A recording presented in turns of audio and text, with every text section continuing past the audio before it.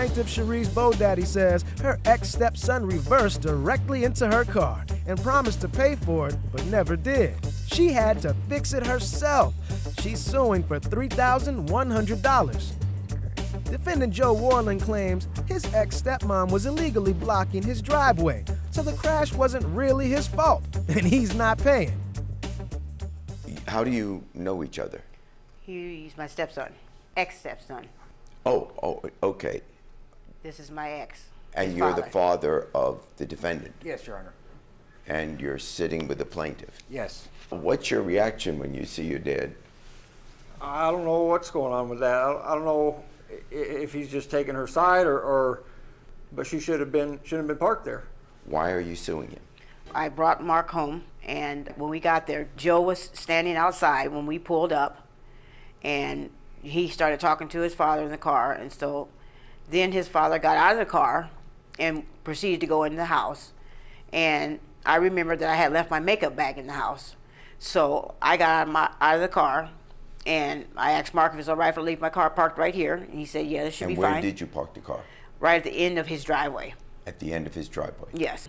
I went inside, and Mark was inside. We sat down for a minute, and while we were in there sitting down, Joe, I guess he decided he wanted to leave, and he left. He got in his truck. He didn't look behind him, and my car was sitting right there on the edge of the driveway, and he backed into my car. Do we have diagrams of this, or? Yep. Yeah, let's take a look. You can step this way so I can see what. Okay. So that's Joe, you're the defendant, you're in the truck. I'm parked right here. Okay, and it's... Bam, just like that.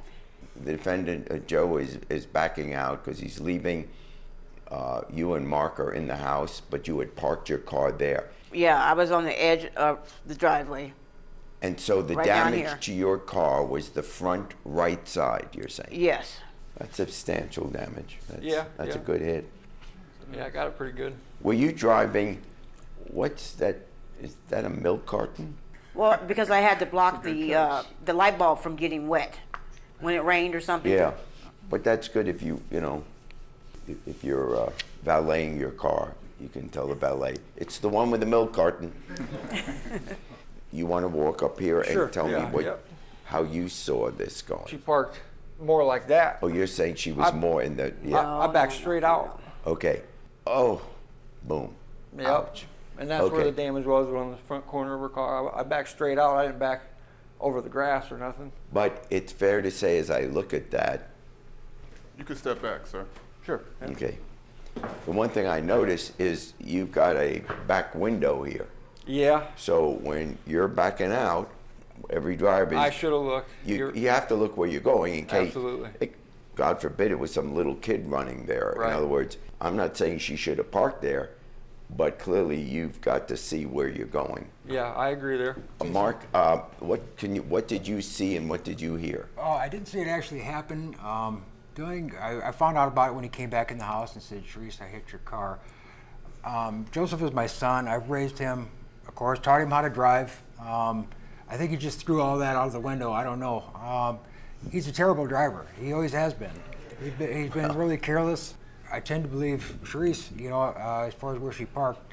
You didn't see what happened, or you didn't hear what happened? You just. No. It's fair to say you were pretty close to that driveway, if not at least a little bit in it. I was fairly close to the end of the driveway. Yeah. But he should have looked behind him before he backed up. I mean, he came in and he told me he hit my car, and we all went outside and looked at the damage that he had done.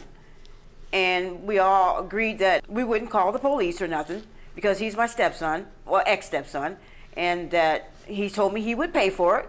And I believed him, and it's been over almost a year now. And Did you say that you'd pay for it? I said I would help her pay for it. Okay, and how much would you help her pay? Well, I give her $500. There's contributory negligence here. Verdict for the plaintiff in the sum of $3,000. Thank you, Doc.